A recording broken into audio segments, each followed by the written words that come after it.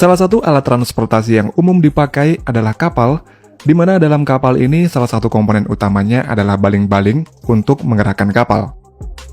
Namun ternyata dalam proses pembuatan baling-baling kapal ini tidaklah semudah yang kita bayangkan, karena harus dikerjakan secara detail dan rinci. Dan berikut ini adalah proses singkat pembuatan baling-baling kapal.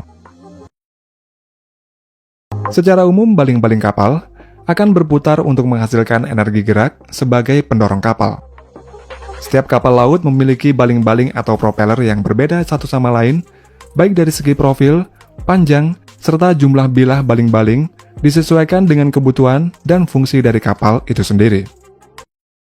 Ada banyak perusahaan yang bergerak dalam pembuatan baling-baling kapal. Salah satu yang terbesar di dunia adalah Mecklenburger Metallguss atau MMG.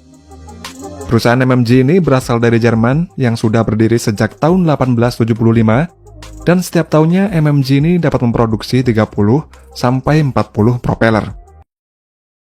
Sebelum propeller dibuat, pihak MMG akan mengunjungi galangan kapal dan meminta desain rancangan kapal. Setelah itu, desain tersebut kemudian diberikan ke tim khusus untuk dibuat kapal dengan skala model berukuran kecil yang terbuat dari kayu. Selanjutnya, kapal kayu ditaruh pada towing tank dan kapal ini akan ditarik sejauh 280 meter dengan kecepatan 25 km. Dari pergerakan tersebut, kemudian akan dianalisa arus air yang bergerak menuju tempat propeller di bawah kapal tersebut, dan kemudian data dari arus air ini akan dimasukkan ke dalam komputer. Setelah itu, dibuat desain propeller berdasarkan data dari komputer pada hasil analisa di towing tank tadi. Desain propeller ini meliputi profil propeller, ukuran propeller, berat, hingga jumlah bilah propeller yang akan dibuat. Ketika desain propeller selesai dibuat, proses selanjutnya adalah pembuatan propeller model dengan skala kecil. Kemudian propeller tersebut dipasang pada kapal kayu yang sudah dibuat sebelumnya, lalu dimasukkan kembali ke towing tank untuk dianalisa. Jika hasil analisa menunjukkan sudah sesuai dan bekerja dengan baik, maka langkah selanjutnya adalah membuat bilah propeller dari kayu dalam skala aslinya.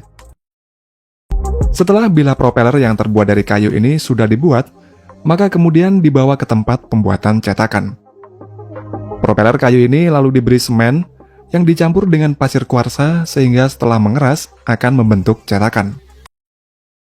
Untuk selanjutnya adalah proses casting atau penuangan logam yang sudah dilebur ke dalam cetakan yang sudah dibuat sebelumnya. Dalam prosesnya, beberapa material logam dimasukkan ke dalam tungku induksi untuk dilebur. Material logam tersebut diantaranya adalah tembaga, aluminium, nikel, dan besi, sehingga setelah melebur nantinya akan menjadi bronze alloy. Proses peleburan material dalam tungku induksi ini menggunakan suhu dengan temperatur 1150 derajat Celcius. Sebelum proses casting, cairan logam di dalam tungku akan diambil sampelnya untuk dianalisa apakah mengandung hidrogen atau tidak. Karena jika mengandung banyak hidrogen, akan membuat gelembung-gelembung pada propeller ketika selesai proses casting nanti. Sampel tersebut juga diuji untuk tes kekuatan. Pada tes kekuatan ini, sampel akan diberi tekanan sebesar 10 ton. Dan ketika lolos uji, kemudian cairan logam pada tungku dituangkan ke dalam cetakan, yang mana dalam proses casting ini hanya memakan waktu setengah jam saja. Setelah semua cairan logam dimasukkan ke dalam cetakan, kemudian dimasukkan bubuk khusus yang bertujuan untuk mencegah suhu di dalam cetakan ini tidak terlalu cepat menjadi dingin. Selanjutnya, cetakan dibiarkan mendingin selama 2 minggu, dan ketika sudah mendingin, cetakan akan dihancurkan dan propeller diangkat. Setelah diangkat, propeller kemudian masuk dalam proses grinding, di mana propeller akan dikikis menggunakan mesin gerinda sampai membentuk profil yang telah ditentukan. Dalam proses pengikisan ini, harus dilakukan dengan hati-hati agar permukaan propeller tersebut tidak terlalu banyak terkikis.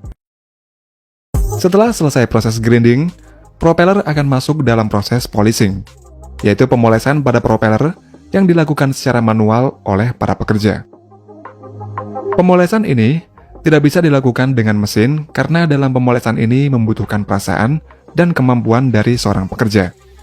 Selain itu, pada pemolesan propeller juga bertujuan untuk membentuk pola propeller yang mana pola tersebut merupakan ciri khas produk propeller dari suatu perusahaan.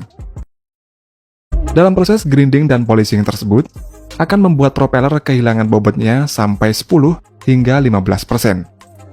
Ketika selesai, propeller kemudian diukur menggunakan alat pengukur yang bertujuan untuk melihat kesesuaian yang telah ditentukan.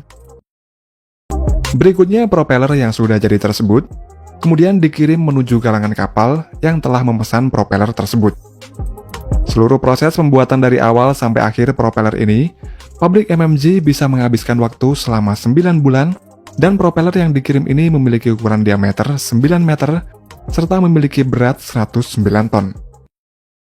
Kebanyakan propeller yang dibuat oleh pabrik menggunakan bahan dari tembaga atau bronze alloy. Material tersebut dipilih karena memiliki ketahanan terhadap korosi air laut, kemudian kuat, serta mudah diperbaiki jika propeller tersebut mengalami kerusakan.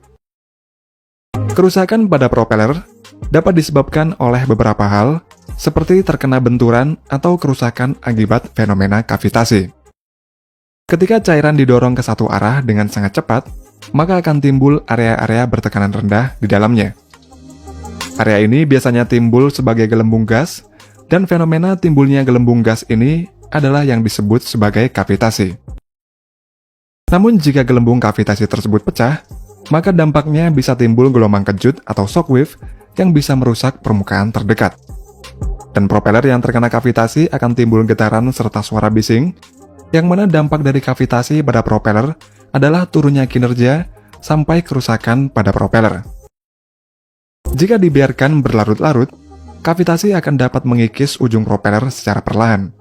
Selain itu, propeller yang terkena kavitasi akan membuat putarannya tidak stabil dan secara tidak langsung dapat membuat konsumsi bahan bakar menjadi semakin boros. Untuk propeller yang rusak, maka akan dilakukan pemeriksaan terlebih dahulu.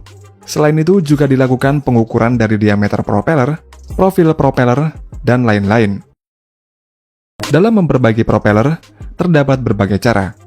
Seperti jika propeller rusak karena bengkok, propeller dapat ditaruh pada mesin pres, atau dapat juga dipanaskan menggunakan gas torch yang bertujuan untuk meluruskan bagian yang bengkok tersebut. Setelah itu, bagian yang bengkok diperbaiki lagi dengan cara dipukul-pukul menggunakan palu oleh para pekerja. Ketika selesai, propeller kemudian digerinda dan dipoles lagi menggunakan mesin gerinda dan menggunakan cara manual oleh para pekerja. Sedangkan jika propeller mengalami keretakan atau patah, maka bagian tersebut dapat disambung dengan pengelasan. Setelah dilas, dilakukan microscopic crack untuk melihat apakah ada keretakan pada propeller yang disambung tersebut.